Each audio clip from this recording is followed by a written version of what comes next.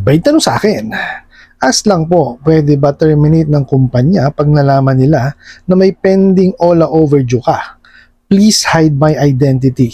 Thanks. Alright, napakagandang katanungan po nito. Pero bago natin sasagutin, imbitahan ko muna sana kayo na pakisuportahan po sana ang aking mga social media accounts sa YouTube, Facebook, and TikTok. Yan, yung kadalasan pong ano din, no, pinananakot itong mga bugo katabusadong online lending apps na to. Kasi laging sasabihin niya, no, tawag dito yung tatawag kami sa kumpanya niyo o di kaya ipo-post namin yung inyong picture sa sa page ng inyong kumpanya para matanggal kayo sa trabaho. So kaya marami hong kababayan natin ang natatakot na baka daw matanggal sila pagka nalaman na meron silang hindi pa nababayarang utang dito sa mga bugo katabusadong online lending apps. Kaya alamin po natin dito sa ating video kung may katotohanan po ba na pwedeng tanggalin o pwedeng ma-terminate pagka po mayroon pang hindi nababayarang utang dito sa mga bugok at abusadong online lending apps na to. Kaya pakitapos po yung ating video hanggang dulo. Pero bago po yan, disclaimer po muna. Hindi po ako abogado. Ako po'y maniningil. Lahat po na sinasabi natin sa ating mga video is based on my experience at syempre po sa pagsasaliksik po natin at pagtatanong na rin sa ating mga kaibigang abogado. At isa pa po, hindi ko po kinukonsinte ang hindi pagbabayad ng utang. Dahil ang utang ay responsibilidad na dapat po nating bayaran. Ang hindi po ako pabor ay dun sa maling pamamaraan ng papautang at maling pamamaraan ng paniningil. Sagutin po natin yung pinadala nyo pong katanungan. So sabi nyo nga, pwede bang i-terminate nung pinagtatrabahuhan yung kumpanya pag nalaman nila na meron kayong mga pending na overdue or pass or delinquency dito sa sa mga bugo katabusadong online lending apps, no? So ito po kasi yan, no, kadalasan yan yung mga panakot nila, no, na tatawag ako sa sa company ninyo, paalam ko sa employer ninyo na meron kayong hindi nababayaran dito para matanggal na kayo. Yan ho ang kadalasan nilang kadalasan nilang mga panakot, no, which is maraming nai-stress diyan. Kasi syempre ho yan trabaho yan diyan nang gagaling yung ating basic needs, no? Diyan natin kinukuha yan. Tsaka yung pinantutustos natin sa ating mga mahal sa buhay. Okay, ito lang ho yan, no? Regardless po yan, no, kung meron yang policy, no, na ganun nga na pagka may overdue or whatever, pwede maaari kayong tanggalin, okay? Kasi may yan protektado ng batas natin yan. Bawal sa batas natin yan, no? Kasi yung labor code po natin is a national national kumbaga law. Okay? So hindi po pwedeng masaklawan or ma-overrule ng policy ng kumpanya. So kung ano po yung national, yun po yung masusunod. Nakalagay po doon, hindi po pwede. So dapat kumbaga walang batas kasi na nagsasaad na pagka meron kang hindi binayarang utang, matatanggal ka sa trabaho. Okay? Yun lamang po ang paglilinaw doon. Kasi po, ganito yan. Protektado tayo ng batas diba? Lahat po ng tao, yan, kumbaga may karapatan maghanap buhay. Ngayon, kung may nilabag, no, dapat yan, may due process. Hindi po pwedeng tatanggalin mo agad. Okay, let's say, sige po, ganito ginawa. No? Itong mga bugo katabusadong online lending apps, pinost ka sa social media. Kung sinabi, kung ano-ano pinagsasabi, na wala namang katotohanan. Ang tama lang doon sa sinasabi nila, hindi pa bayad. Pero yung mga dahilan is estafa daw, tawag dito, yung addict ka daw, kung ano-ano sasabihin.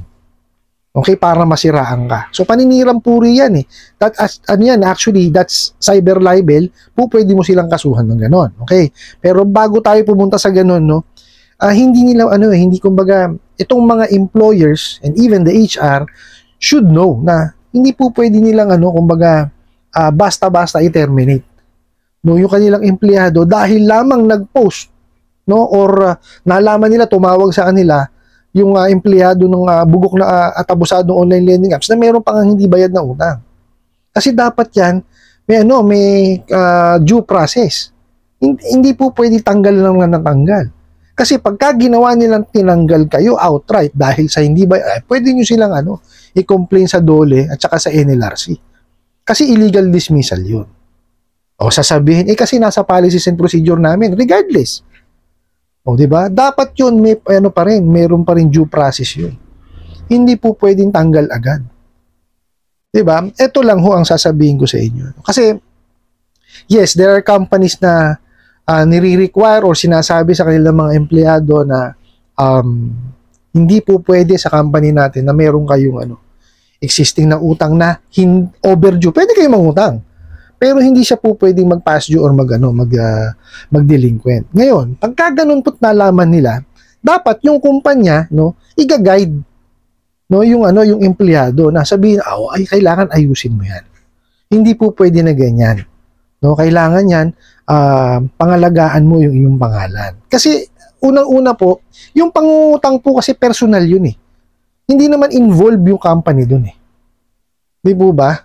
So, yun, dapat yun, personal na problema lang ng kliyente. O dapat hindi na sumasama yung mga empleyado doon eh. Ay, yung mga employer doon, sorry po. No? Kasi, na nga, pressured na nga yung mga empleyado dahil unang-una, 'di ba? Kaya nga sila nangutang, malamang yang gipit 'yan. Okay? Ngayon nagkapatong-patong na nga dahil sa mga bugo katabusadong online lending apps na alam naman natin kung paano magtrabaho. Di po ba? Tapos dadagdagan nyo pa ng pressure sa kumpanya na baka matanggal ka o ganito, ganyan. Hindi ho dapat ganun. Okay, kagaya sinabi ko, regardless yan kung kasama sa policies and procedure niyan, dapat yan gina-guide ng mga employers, especially the HRs. Ganito gawin mo, coordinate ka, ganito, ganyan. Or di kaya kung mas mainam, kung ito opinion ko lang. Kung ako yung manager or kung ako yung HR, malamang i-request ko sa management na baka po pwede nating pahiramin to para mabayaran yung utang niya. Para sa atin na lang siya may utang. Kasi that's one way of helping your mga empleyado ninyo. 'Di ba? Yun opinion ko lang. Okay, kung sa akin mangyayari 'yon kasi kagaya ng sinabi ko unang-una, problemado na 'yan eh. 'Di ba? Kultado na utak niya kung paano niya babayaran yung utang niya. At hindi lang 'yun. Okay? Namumroblema yan doon sa pressure na ibinibigay nito mga bugo katabusadong online lending apps dahil tinatawagan, yung mga ninakaw sa contact list, pinopost sa social media, 'di ba? Kung ano-ano yung naririnig na hindi magagandang salita, 'di ba? Doon sa mga harassment. So yung torture sa isip, nandoon na. So ang pakiusap ko lang or talagang tama lang sigurong gawin is wag nang dagdagan pa ng mga employers. Diba? Kasi hindi nyo naman din alam ang pinagdadaanan ng mga empleyado ninyo eh. Diba? Hindi naman yan papasok sa ganyan. Hindi kakapit sa patalim yan. Diba? Kung kung may kakayanan talaga silang diba? Ibigay yung nararapat dun sa Kasi sa totoo lang, ang hirap po dito sa sa atin sa Pilipinas, Yung mga kagaya po ng mga ordinaryong empleyado, talagang naiipit sila or nandun lang talaga sila sa mababa na sahod ngayon para sila maibigay nila yung pangangailangan ng kanilang mahal sa buhay or mabili nila yung gusto nilang bilhin, sila ngayon doon sa mga sa panghihiram. Di po ba? Kalimitan naman ho, di ba? Kasi sabi nga nila, ang hirap manghiram sa bangko. Kasi maraming requirements. Which is yun eh. Ito sasabihin ko sa inyo, wag ho kayo magagalit sa mga bangko, lending, financing. Kung hinihingan ho kayo ng mga documentary requirements. Kasi kailangan po, inaalam po nila kung kaya nyo na yung responsibilidad. Ngayon, syempre, balik tayo doon sa natin na eto nga kasing mga kababayan natin na ayaw na manghiram sa bangko ngayon dahil nga maraming documentary requirements eh. So napupunta ngayon sila dito sa mga bugo katabusadong online lending apps na yan naman sinasamantala at inaabuso. Di po ba? Kaya nga ako ang payo ko sa ating mga kababayan na nakahiram dyan sa mga bugo katabusadong online lending apps, pag-ipunan tsaka nyo bayaran. Ngayon, kagaya ko na sinabi ko kanina dun sa sa previously is kung kaya naman tulungan ng kumpanya na makahiram sa company at kumbaga yung hihiramin doon, ibabayad doon sa sa nahiram nung OLA, mas maganda ho, tapos salary deduction nyo na lang. Diba? Yung nahiram dun sa kumpanya. Para matulong at kumbaga, isang isang paraan para mawala na yung yung anxiety, depression. Kasi magiging productive pa rin yung diba? Yung empleyado. Yun yung sa opinion ko yun. Kasi, bawas isipin niyo yung problema niya sa mga OLA. Diba? Pwede niyo na may salary deduction yan. Paano makakatakbo yan? Tsaka, I don't think na naaalis yan sa kumpanya niyo. Kung yan, natulungan po ninyo. Diba? Kasi ang mga Pilipino, natural yan na kumbaga normal sa atin ang tumanaw ng utang na loob pagka natulungan nyo. And I don't think na gagawin niya yun. Diba? Doon sa nagpadala ng katanungan, I don't think na na gagawin po ng kumpanya ninyo na ma-terminate kayo. Kasi unang-una bawal yun. Protektado ho tayo ng batas eh. Di po ba? Kaya nga nandyan po ang Department of Labor and Employment. So, sila po ang nagpuprotekta sa atin. Pag ginawa sa inyo yun, tinerminate kayo dahil nalaman na meron kayong past due or delinquent sa mga bugo katabusadong online lending apps, dumiretso ho kayo sa DOLE at o di kaya sa NLRC. I-complain nyo po. Bawal ho yun kasi magiging illegal dismissal yun. Diba? Hindi ho basta-basta ang illegal dismissal. So, dumiretso ho kayo sa kanila para matulungan ho nila kayo. Diba? Kaya ho, tinatag yung yung departamento na yan para ho sa ating mga ordinaryong empleyado. Diba ba? Ngayon, alisin nyo ho dun sa, sa isipan ninyo na kasi nga meron kayong past due, dito sa mga bugo katabusadong online lending apps, baka matanggal kayo. Alisin nyo ho yun. Dahil protektado nga ho tayo ng batas at meron departamento na nag-handle po dyan.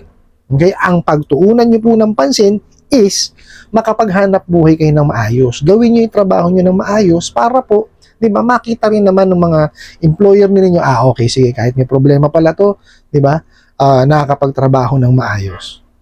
Di po ba? Tsaka paglaanan nyo talaga, kailangan nyo talagang pag-ipunan yan, tsaka nyo po bayaran ng one time lang. At yung pong pinagbayaran po ninyo, yung proof of payment, tabi ninyo. Okay, kasi obligasyon ho yan. Okay, lagi ko sinasabi yan, obligasyon po na kailangan natin bayaran. It's just so happen, itong mga bugo katabusadong online lending apps hindi marunong magpautang at hindi po marunong maningil. No, kaya po nagkakaganyan-ganyan tayo. Kasi kung natapat naman ho kayo sa mga OLA, kasi may mga OLA naman po matitino eh. No, may mga online lending platform po na matitino. Okay, yun nga lang, natapat ho kayo sa mga bugo. Okay?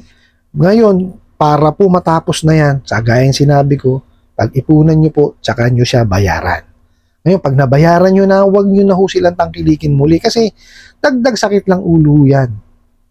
Okay? Tsaka huwag ho nating ugaliin na tayo'y naghahanap buhay para lamang po mabayaran yung ating utang. Hindi po. Kaya po tayo naghahanap buhay kasi po para kahit papaano matustusan natin yung ating mga pangangailangan.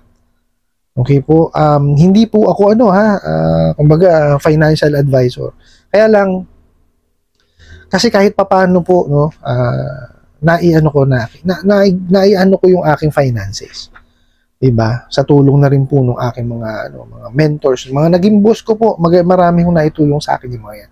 Ano rin ho ako noon, lubog na din ako sa utang. Actually, may mga utang pa rin naman po ako. Kaya lang po na ma-manage ko naman siyang bayaran. Kasi po I see to it na ako manghihiram yung kaya ko lamang pong bayaran. At saka ho, nanghihiram po ako doon sa mga tamang pautangan. Okay? Nandyan po sa aking description box yung mga list of lending companies and financing companies. No? Nandyan din po yung mga recorded online lending platforms. Kasi kailangan nating alamin, sino ba dito? Yung po pwede nating hiraman para hindi ho tayo naloloko. Ano po? I hope nasagot ko po itong katanungan na to at sana po'y makatulong. Maraming salamat po sa inyong walang sawang pagsuporta at panonood sa aking mga video. Maraming salamat po sa inyong pag-like, pag-share, pag-comment at pagtatanong. And kunin ko na rin po itong opportunity na ito na imbitahan po sana kayo, na pakisuportahan po sana ang aking mga social media account sa YouTube, Facebook, and TikTok. Kasi muli po, yun lang.